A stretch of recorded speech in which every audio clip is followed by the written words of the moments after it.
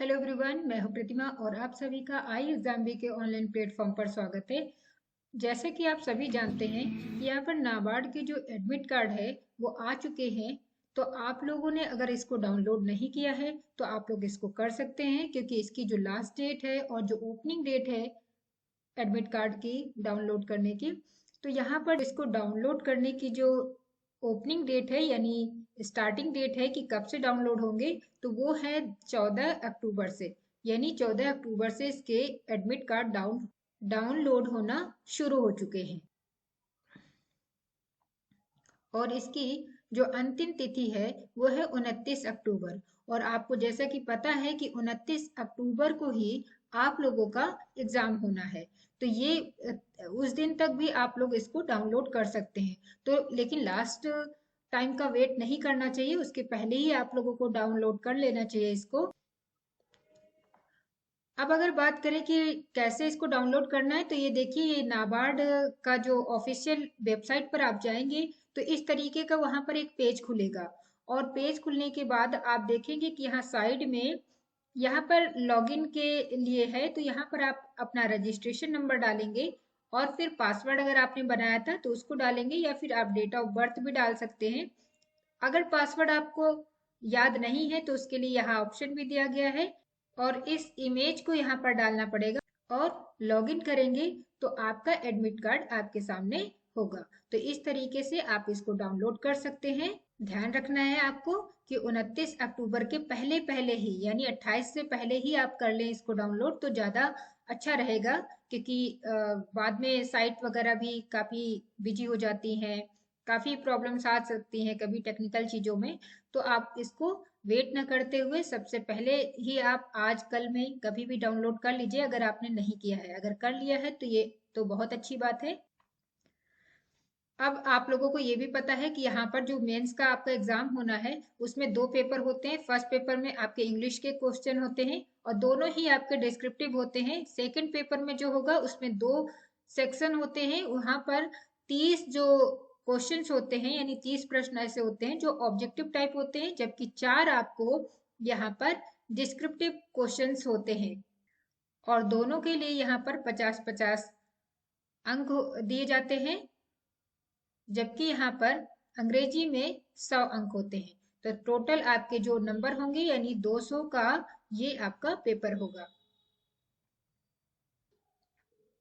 अगर हम नाबार्ड के कट ऑफ की बात करें तो यहाँ पर आप देख सकते हैं कि जो कट ऑफ दी गई है वो पोस्ट वाइज है और कैटेगरी वाइज है, जो कि आप देख सकते हैं कि अलग अलग यहाँ पर पोस्ट हैं। अगर हम राजभाषा की बात करें तो यहाँ पर राजभाषा में जो पेपर फर्स्ट की कट ऑफ थी लास्ट वर्ष में, पिछले वर्ष, तो यहाँ पर थी 50.25।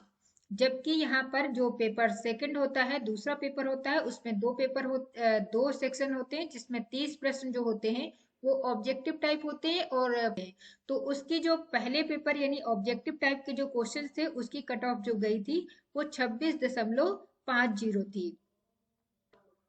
और यहाँ पर जो डिस्क्रिप्टिव प्रश्नों के लिए है वो उसकी जो कट ऑफ थी वो है 13.25।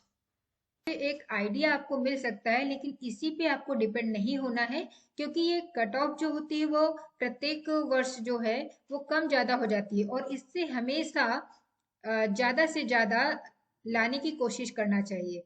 क्योंकि कभी भी कम ज्यादा हो जाती है तो ऐसा नहीं कि इतना ही सोच के चलना है, इससे जितना ज्यादा आप ला सकते हैं उतना आपके नंबर सही होंगे। आप एग्जाम देने से पहले, जो परीक्षा से पहले अगर बात करें, तो इस टाइम आपके सिर्फ 10 दिन बचे हुए हैं। और 10 दिन से कम मान लीजिए कि सिर्फ 8-9 दिन बचे हुए हैं। तो इसमें सिर्फ आपको क्या करना चाहिए इस टाइम पर, कि आपको अपने सबसे पहले जो आपका सिलेबस होता है ना उसको फॉलो करना चाहिए। क्योंकि जो सिलेबस होता है उसी के अकॉर्डिंग जो क्वेश्चंस बनते हैं, कहीं अलग से वो क्वेश्चंस या प्रश्न नहीं बनाते हैं। जो भी आपका सिलेबस होगा उसी से वो प्रश्नों का निर्माण करते हैं। तो सबसे पहले तो आपको जो आपका सिलेबस है सिर्फ उसी को फॉलो करना चाहिए, इधर उधर का कुछ भी आपको पढ़ना नहीं चाहिए। इसके बाद जो आपके प्रीवियस ईयर के प्रश्न पत्र होते हैं, क्वेश्चन पेपर होते हैं, उनको हल करना चाहिए। जितने भी आप पिछले वर्ष के प्रश्नों को हल करेंगे तो आपको एक प्रश्नों का आइडिया हो जाएगा, एक अनुमान हो जाएगा कि किस तरीके से वहां पर प्रश्न पूछे जा रहे हैं, क्योंकि प्रत्येक जो परीक्षा होती है उसमें जो प्रश्नों का जो पैटर्न होता है वो सब में अलग अलग तरीके से पूछा जाता है। तो अगर आप किसी भी परीक्षा के पूर्व उसी परीक्षा के पिछले वर्ष के प्रश्नों को हल करते हैं तो आपको काफी मदद मिलेगी आपको आगे, कि आपको क्या पढ़ना है क्या नहीं पढ़ना है। अगर अब हम बात करें तो पिछले वर्ष के प्रश्नों को तो हल करना ही है, साथ में अब इसको करने से एक आपको आइडिया मिल जाएगा कि आपको कुछ इधर उधर की चीजों में ध्यान नहीं लगाना पड़ेगा, सिर्फ जिस तरीके से वो प्रश्नों को पूछा जा रहा है उस परीक्षा के लिए तो उसी तरीके से आपको अपनी स्ट्रेटेजी बनानी है। लेकिन अब प्रश्नों को हल करने के बाद आपको ज्यादा से ज्यादा क्या होगा, प्रैक्टिस करना पड़ेगा, अभ्यास करना पड़ेगा। और उसमें आपको टाइम जो लिमिट है जो आपके एग्जाम के लिए है उसको ध्यान में रखते हुए जो मॉक टेस्ट होते हैं उनको ज्यादा से ज्यादा हल करना चाहिए, ताकि उससे आपको एक प्रैक्टिस हो जाती है। दूसरी बात है यहाँ पर आपके जो प्रश्न होते हैं वो आपके डिस्क्रिप्टिव जो होंगे वो सिर्फ 4 प्रश्न पूछे जाएंगे, 6 प्रश्न आपको दिए जाएंगे लेकिन उसमें से आपको 4 ही करना है।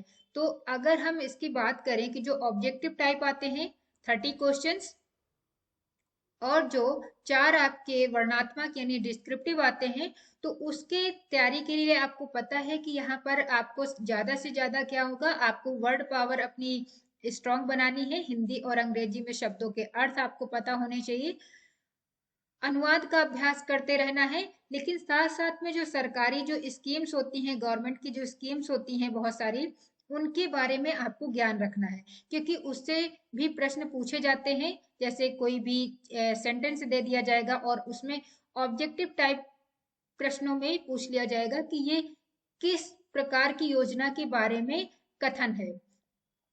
तो अगर आपको योजनाओं के बारे में ज्ञान है तो आप उसको आइडेंटिफाई कर सकते हैं कि हाँ इस योजना में इस तरीके की बात यहाँ पर की गई थी। दूसरी बात है यहाँ पर टाइपिंग, जो आपके 4 प्रश्न होंगे उसकी टाइपिंग आपको करना पड़ेगा। तो उसके लिए भी आपको अगर गवर्नमेंट की जो स्कीम्स है उसके बारे में आप ज्ञान रखते हैं, उसकी जो योजनाएं होती हैं उसके बारे में आप पढ़ते रहते हैं, तो आपको टाइपिंग यानी उन प्रश्नों का जो उत्तर है वो आपको पता रहेगा, उसके विषय में आपको पता रहेगा कि आपको क्या क्या चीजें हैं जो उससे संबंधित है, तो आप उसको टाइपिंग करने में आपको सोचना नहीं पड़ेगा और उसको आसानी से आप प्रश्नों का उत्तर दे पाएंगे।